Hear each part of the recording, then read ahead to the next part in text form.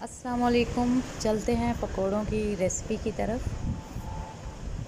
पकोड़ों के तमाम इंग्रेडिएंट्स मैंने ले लिए हैं। आलूओं को मैंने अच्छे से धो लिया है। 4 से 5 मैंने सब्ज़ मिर्ची ली हैं। एक मैंने गरीब बैंगन ले लिया है। जो हमारे घर में खाते नहीं हैं उनको मैं ऐसे खिला देती हूँ। आप भी ऐसे ज़रूर ट्राई करें।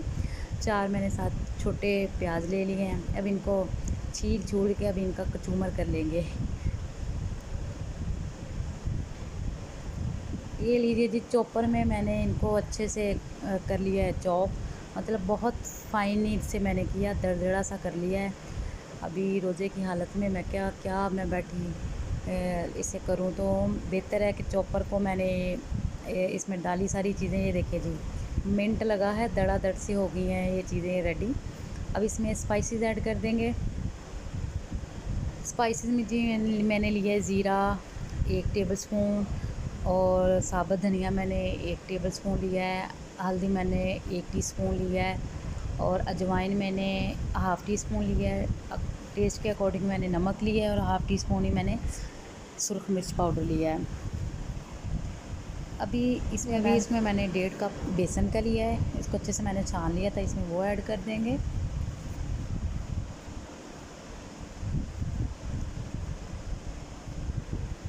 और साथ ही इसमें मैं इसको सॉफ़्ट करने के लिए इसमें मैं दही का इस्तेमाल कर रही हूँ। 3 से 4 चम्मच इसमें मैं दही ऐड कर रही हूँ।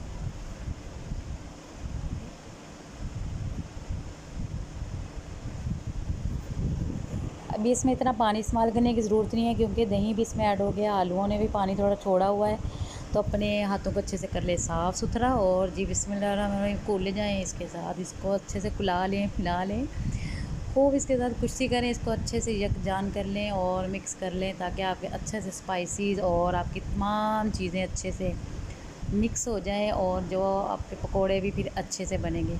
हाथों को ज़रा ज़ोर ज़ोर से हिला लें, कोई मुश्किल नहीं है। रोज़ा है तो कोई मुश्किल नहीं है। थोड़ा अच्छे से हिलाएंगे तो आपके पकोड़े ज़रा ज़्यादा अच्छे बन जाएंगे। तो आपको भी महसूस होगा जी आपने बहुत अच्छा काम किया है, आपने बहुत अच्छे पकोड़े बनाए हैं। ये देखें जी, अल्हम्दुलिल्लाह। इसमें अभी मुझे इतनी पानी की कमी महसूस नहीं हो रही। बस थोड़ा सा इसमें पानी ऐड करूँगी। दही ने और आलूओं ने पानी जो छोड़ा हुआ तो उसी में हो गया। अभी थोड़ा सा इसमें मैंने बस पानी का नामो निशान ही करना है। थोड़ी सी इसकी कंसिस्टेंसी थोड़ी पतली हो जाए, ज़्यादा थोड़ा थिक है। अभी फिर से इसको अच्छे से मिक्स कर लेंगे। ये देखिए जी, अल्हम्दुलिल्लाह पेस्ट हो गया तैयार। ये देखिए जी, पकोड़े बनाने के लिए जो इसकी हमें कंसिस्टेंसी चाहिए वो सेम वही हमें तैयार हो गई है। अभी जी फिर अब इसको अच्छे से मिक्स करके अभी इसे मैं बाउल में निकाल लेती हूँ।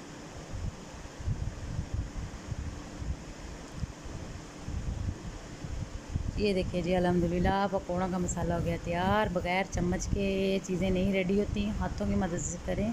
अभी इसे मैं कर देती हूँ कवर। अब हम चलते हैं अपने नेक्स्ट प्रोसेस की तरफ। ये लीजिए, ऑयल को मैंने अच्छे से कर लिया गर्म। ये ऑयल नहीं है जी, मैं अभी से बता दूँ, सरसों का तेल में ये पकौड़े बना रही हूँ।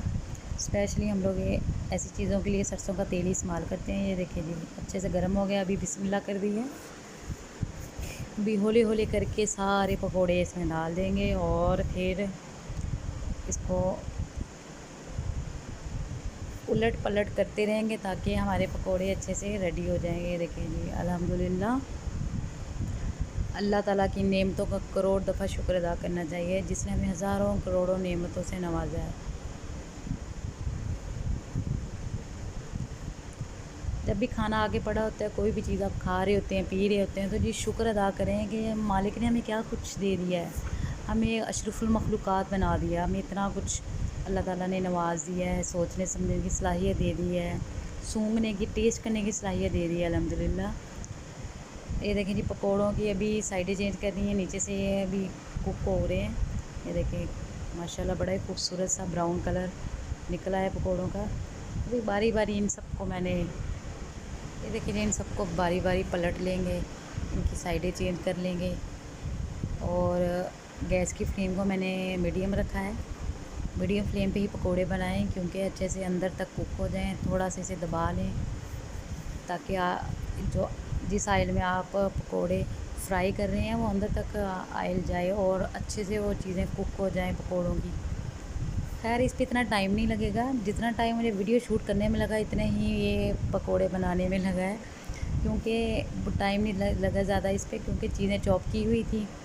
और जैसे मोस्टली ऐसे होता है कि हम लोग दूसरे पकोड़े बनाते हैं आलूओं की कटिंग करके, तो उसमें ज़रा टाइम थोड़ा ज़्यादा रिक्वायर होता है, क्योंकि आलूओं का साइज़ बाकी चीज़ों का थोड़ा साइज़ बड़ा होता है। ये चॉप की हुई हैं चीज़ें। ये देखें जी, अल्हम्दुलिल्लाह पकोड़े हो गए हैं तैयार। उम्मीद करती हूँ आप लोगों को ये रेसिपी पसंद आएगी। मेरे चैनल को सब्सक्राइब करें, मुझे अपनी ढेर सारी दुआओं में याद रखें और रमज़ान को खूब इंजॉय करें। अल्लाह हाफिज़।